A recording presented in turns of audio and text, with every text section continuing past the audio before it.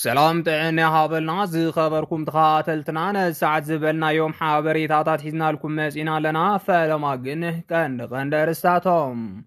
መንግስቲ ኤርትራ ተኣሲሩ ዝጸንሐ ላዕለዋይ ኣዛዚ ናብ ሰራዊቱ ጸንቢሮም ብላዕለዋይ ኣዛዚ ሰራዊት ኢትዮጵያ ዝተመርሐ ኣኼባ ብዝገጠሞ ከቢድ ተቃውሞ ከም ዝተቋረጸ ተሰሚዖም ኤርትራ ኣብ ዞባ ቀርኒ ኣፍሪካ እትኽተሎ ጉጉይ ፖሊሲኣ ክተስተኻኽል ኢትዮጵያ ንማሕበረሰብ ዓለም ጻውዒት ኣቕሪባ ዝብሉን ካልኦትን ኣለውና ሕዚ ድማ ናብ ዝርዝሮም ብላዕለዋይ ኣዛዚ ሰራዊት ኢትዮጵያ ዝተመርሐ ኣኼባ ብዝገጠሞ ከቢድ ተቃውሞ ከም ዝተቋረጸ ተገሊጾም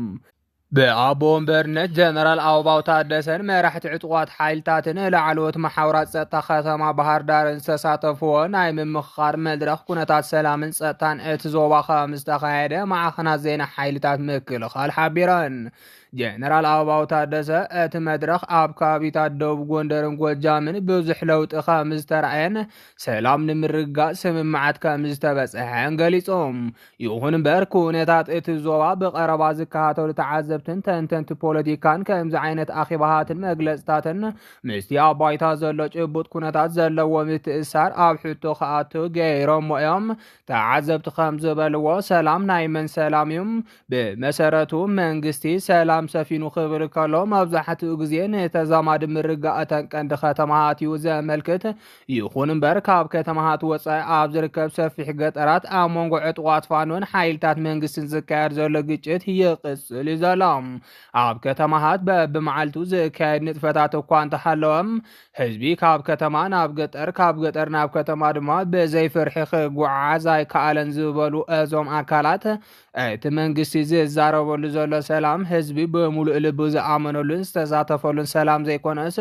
ኣብ ቁፅር ሓይልታት ጸጥታ ዝተመስረተ ጥራሕ ምዃኑ የረድኦም ረብሓ እቲ ዘተ ኩሎም ኣብቲ ኣኼባ ዝተሳተፉ ሰበስልጣን መንግስቲን ጀነራላት ሰራዊትን መራሕቲ ጸጥታ ምዃኖም ተንተንቲ እቲ መድረኽ ምምኽኻር ዘይኮነስ ውሽጣዊ ገምጋምን ቀጻሊ ስርሒታዊ ውጥንን እዩ ይብሎም ዘላቕ ሰላም ክረጋገጽ እንተኮይኑ እቲ ቀንዲ ተዋሳኢን በቲ ግጭት ብቐጥታ ዝተተንከፈን ህዝብን ኣካል እቲ ግጭት ዝኾኑ ዕጡቋትን ዝውከለሉ መድረኽ ክፍጠር ኣለዎ ድማ ይብሎም ብዘይተሳትፎኦም ዝካየድ ዝኾነ ይኹን ዝርርብ ኣብ ክንዲ ኣብ ወተሃደራዊ ዕብለላ ዘተኮረ ግዚያዊ ፍታሕ ጥራሕ ከም ዘምርሕ የገንዝቡም ሰብኣውን ቁጠባውን ቅልውላው መንግስቲ ዘውፅኦ መግለጺ ህዝቢ ናብ ልምዓታዊ ንጥፈታት ክምለስ ምኽኣል ክዛረብ እንከሎም ኣብቲ ዞባ ዘሎ ሰብኣውን ቁጠባውን ቅልውላው ኣብ ወሳኒ ደረጃ በፂሑ ከም ዘሎ ተዓዘብቲ ይገልጾም ብሚልዮናት ዝቁፀሩ ሰባት ብኣዋርሕ ዝጸንሐ ምዕፃው ኣብያተ ትምህርቲ ምዝንባዕ ኣገልግሎታት ጥዕናም ደው ዝበለ ንግዳዊ ንጥፈታትን ምዕናዊ ሕርሻን ክሳቀዩ ከም ዝጸንሑ ይሕብሮም ኣኼባ ከተማ ባህር ዳር መንግስቲ ነቲ ኩነታት ጸጥታ ክቋፅር ዘለዎ ድሌት ዘርኢ እኳ እንተኾነ ኣብቲ ዞባ ነባሪ ሰላም ንምምጻእ ግን ገና ብዙሕ ስራሕ ከም ዝቐርዮ ተዓዘብቲ ይገልጾም ሓቀኛ ሰላም ክመጽእ ዝኽእል ድማ ህዝቢ ዝምልከት ንኩሉ ዝሓቁፍ ናይ ዘተ መድረኻትን ነቲ ግጭት መሰረት ዝኾኑ ፖለቲካዊ ጉዳያት ምፍታሕ ሓቀኛ ድሌትን ጥራዩ ኢሎም መንግስቲ ኤርትራ ተኣሲሩ ዝጸንሐ ላዕለዋይ ኣዛዚ ናብ ሰራዊቱ ጸንቢሮም ንኩናት ኣብ ዝዳለወሉ ዘሎ ግዜ ዘገድስዎ ኣዘዝ ሰራዊት ካብ ማእሰርቲ ብምፍታሕን ካብ ምድስካል ናብ ንጡፍ ስራሕ ብምምላስን ዝፍለጥ ጉጅለ ህግደፍ ንልዕሊ 2 ዓመታት ድሃ የጥፊኡ ዝጸንሐ ወዲ ፊታውራሪ ናብ ንጡፍ ስራሕ መሊስዎ ምህላው ምንጭታት ውሽጢ ዓዲ ሓቢሮም ጉጅለ ህግደፍ ብ16 መስከረም 2025 ኣዘዝቲ ክፍለ ሰራዊት ሰበስልጣናት ስርዓት ህግደፍን ካልኦት ኣካላት ማሕበር መንግስትን ኣብ ዝተረኸብሉ ኣጋጣሚም ብሓለቓ ስታፍ ሓይልታት ምክልኻል ሰራዊት ኤርትራ ጀነራል ፊሊጶስ ወልደ ዮሃንስ ዝምራሕ ሰፊሕ ዘተ ከም ዘካየደ ዝገለጹ ምንጭታትና ወዲ ፊታውራሪ ኣብቲ ኣጋጣሚ ክርከብ ምዃሉ ንብዙሓት ሕቶ ፈጢሩ ምውዓሉ እዮም ዝገልጾም ቅድሚ ሕዚ ምስ ኣዛዚ ሓይሊ ባሕሪ ኤርትራን መሳርሕቱን ምርድዳእ ከም ዘይነበሮ ዝፍለጥ ወዲ ፊታውራሪ ንኣስታት 2 ዓመታት ፈጺሙ ድሃይ ዘይተሰምዐን ተኣሲሩ ምህላው ዝፍለጥ ዝነበረን ኮይኖም ንዝሓለፈ 2 ዓመታት ፍጹም ድሃዮ ሃጢሙ ድሕሪ ምጽንሑ ሃንደበት ኣብ ርክብ ላዕለዎት ኣዘዝቲ ክርከብ ምኻሎም ጉጅለ ህግደፍ ንዝደለዮ ዕላማታት ከፈጽም ተባሂሉ ምምላስዮም ምንጭታትና ዝገልጾም ንህዝቢ ሰሜናዊ ቀይሕ ባሕሪ ብፍላይ ከዓ ንህዝቢ ዓፋር ምእታው ምውፃእ ብምኽላእ ስልጣኑ ምውሳኽ ዝቃለሰን ምስ ውልቀ መላኺ ኢሳያስ ጽቡቕ ርክብ ከም ዘለዎ ዝንገረሉን ወዲ ፊታውራሪም ብደረጃ ማዕረግ ብዝኾነ ይኹን መዐቀኒ ምስቶም ኣብቲ ርክብ ዝተሳተፉ ኣዘዝ ሰራዊት ዘይመጣጠን ኮነሬል ኮይኖም ኣብቲ ናይ ዕለት 16 ርክብ ብፍቓድ ውልቀ መላኺ ኢሳያስ ኣፈወርቂ ሳልሳይ መራሒ ኣኼባ ኣዘዝ ሰራዊት ኮይኑ ምምፅኦም ንብርክት ዝበሉ ኣዘዝ ሰራዊት ክወሓጠሎም ከም ዘይከኣለዮም ሓበሬቶኦም ዝጠቕሶም ጉጅለ ህግደፍ ላዕለዎት ኣዘዝ ሰራዊት ኣኪቡ ዝገብሮ ዘሎ ዘተ ምስ ናይ ኩናት መደባ ዝተሓዝ ክኸውን ከም ዝኽእል ዝገለጹ ምንጭታት ውሽጢ ዓዲም ዕላማ ናይቲ ኣኼባን ዝርዝራዊ ሓበሬቱን ኣብ ቀጻሊ ክገልጽዎ ምዃኖም እዮም ዝገልጾም።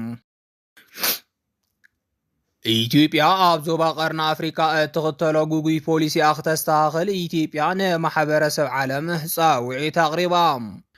ሚኒስትሪ ጉዳያት ወፃኢ ኢትዮጵያ ጌዲዮን ጢሞቴዎስ ኤርትራ ኣብ ቀርኒ ኣፍሪካ ዘይምርግጋእ ካብ ዘስዕብ ንጥፈታት ክትቁጠብ ከምኡውን ምስ ዞባዊ ሰላም ዝሳነ ሃናፅ መንገዲ ክትክተል ከደፋፍእዋ ንማሕበረሰብ ዓለም ጻውዒት ኣቕሪቦም። እቲ ሚኒስትር ሆር ሪቪውን ኣዲስ ኣበባ ዩኒቨርሲቲን ብሓባር ኣብ ዘዳለውዎ መድረኽ ንመንግስቲ ኤርትራ ካብቲ ኣብ ልዕሊ ኢትዮጵያን ኣብቲ ዞባን ዝኽተሎ ጉጉይ ፖሊሲ ከውፅእዎም ናብ ብሩህን ምትሕብባርን ዘለዎ መጻኢ ዝዓለመ ኣናእሽተይ ዝጭበጡ ስጉምትታት ክወስድ ክገብርዎ ጸዊዖም። ቀዳምነታት ፖሊሲ ጉዳያት ወፃኢ ኢትዮጵያ ዝዘርዘረ እቲ ሚኒስተር ኢትዮጵያ ሰላም ምርግጋእን ዞባዊ ምትሕግጋዝን ንምድንፋዕ ድልውቲ ምዃና እውን ገሊጾም።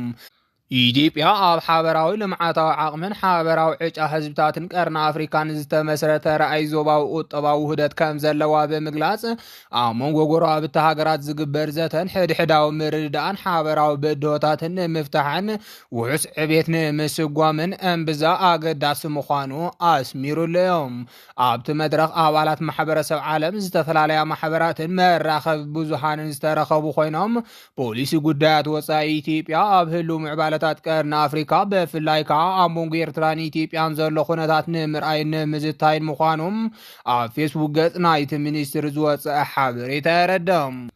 ወፃኢ ሚኒስትር ኢትዮጵያ ጌዲዮን ጢሞቴዎስ ኢትዮጵያ ምስ ኤርትራ ዘለዋ ዝምድና ብምጥቃስ ዋላ እኳ ኣብ ልዕሊ ሉዓላውነትን ግዝኣታዊ ሓድነትን ከቢድ ምትኹታኹን ግህሰትን እንተፈጸመ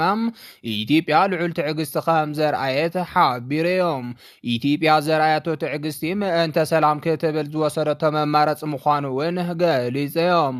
እንተኾነ ግን እዚ ትዕግስቲ ቀጻልን ብዘይ ቅድመ ኩነትን ክውሰድ ከም ዘይኽእል ኣጠንቂቖም።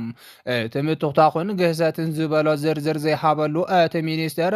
ኣብ ዝሓለፈ ወርሒ ጥቅምቲ ናብ ዋና ጸሓፊ ሕቡራት ሃገራት አንቶኒዮ ጉተረስ ኣብ ጸሓፎ ደብዳበ ኣብ ዝሓለፈ ኣዋርሕ ኣብ መንጎ መንግስቲ ኤርትራን ኣኽራሪ ውድብ ሕወሓትን ዘሎ ምሕዝነት እናነጸረ መጺኡሎ ብምባል ክልቲኦም ወገናት ነቶም ንከም በዓል ፋኖ ዝኣመሰሉ ዕጡቋት ጉጅለታት ብገንዘብን ብወተሃደራዊ ኣመራርሓን ይሕግዙ ከም ዘለዉ ከሲሱ ነይሮም። ኣብ መጋቢት 2025 ሚኒስትሪ ጉዳያት ወፃኢ ኤርትራ ዑስማን ሳልሕ ኣብ ኣስመራ ንዝርከቡ ኣምባሳደራትን ወከልትን ሃገራት ወፃኢ ብምእካብ ኣብ ዝሃቦ መብርሂም ኢትዮጵያ ብዛዕባ ኣፍ ደገ ባሕሪ ትህቦ ዘላ መግለጽታት ንሉዓላውነትን ኢትዮጵያ ዝጥሕስ ምዃኑ ገሊጹ ነይሮም። ኢትዮጵያ ንሉዓላውነትን ግዝኣታዊ ሓድነትን ጎረባብታ ከተኸብር ማሕበረሰብ ዓለምን ኣገደስቲ ኣካላቱን ጸጥ ክገብሩላ ኤርትራ ትምሕፀን ክብል ድማ ሚኒስትር ዑስማን ጻውዒት ከም ዘቕረበ ይፍለጥ። ዶክተር ጌዲዮን ጢሞቴዎስ ኣብ መደርኡ ኢትዮጵያ ኣፍ ደገ ባሕሪ ከም ዘድልያ ብምጥቃስ ንልዕሊ 130 ሚልዮን ህዝቢ ናብርኡ ክመርሕ ዘኽእሎ ንጡፍ ቁጠባ ኣፍ ደገ ባሕሪ ክወሓሰሉ የድልዮ እዩ ክብል ድማ ገሊጾም። ብዘይ ዘተኣምን ውሕስ ኣፍ ደገ ባሕርን ኢትዮጵያ ቀጻሊ ምዕባለ ዘረጋግጽ ቁጠባዊ ምዕባለ ክተረጋግጽ ኣይትኽእልን እያ ብምባል ኣፍ ደገ ባሕሪ ኢትዮጵያ ናይ ህላዊ ሕቶ ምዃኑ እውን ኣስሚሩለዮም። ብፍላይ ኣብ ዝቐረባ መዓልትታት ካብ ወተሃደራዊ ኣዘዝትን ዲፕሎማሰኛታትን እታ ሃገር ዝወፅእ ቃላት ነቲ ድምፅታት ናብ ቁሉዕ ናይ ዋንነት ሕቶን ምጉትን ኣስጊርዎ ይርከብ። ብዘንጊ እዚ ኣብ መንጎ ኣስመራን ኣዲስ ኣበባን ተፈጢሩ ዘሎ ዲፕሎማስያዊ ወጥሪ ናብ ዝኸፍአ ምትፍናን ይዓርግ ከም ዘሎ ድማ ዝፍለጥ እዮም። ዝኸበርኩም ተኸታተልትና ነሰዓት ዝበልናዮም ሓበሬታታት ነዚኦም ይመስሉ ነይሮም። ንምክትታልኩም ካብ ልብና መስገን